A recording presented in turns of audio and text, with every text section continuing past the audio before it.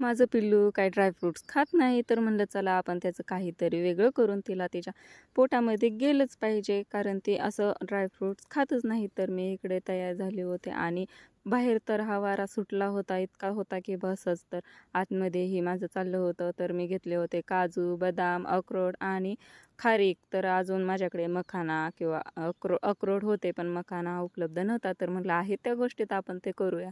तर मी पहिल्यांदा बदाम भाजून घेतले.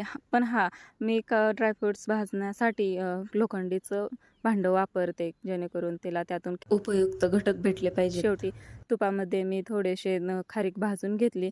तुपामध्ये भाजल्यानंतर छान असं लागतं. तर दुसरे काही मी तुपामध्ये भाजून घेतले नाहीत, कारण नंतर त्याचा वास किंवा काहीतरी येईल म्हणून. आणि नंतर शेवटी शेंगदाणे भाजून घेतले.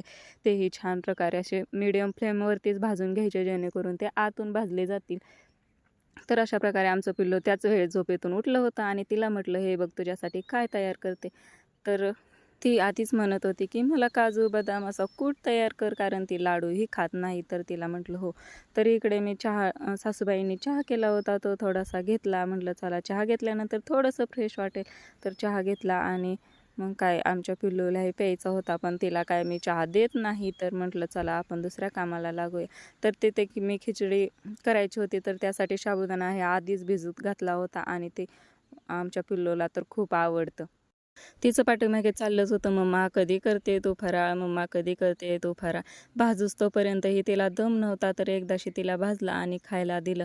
तर तिला असं भाजत होतं, त्यामुळे ती बाहेर घेऊन गेली आणि असा होता आमचा व्लॉग. तर बाय.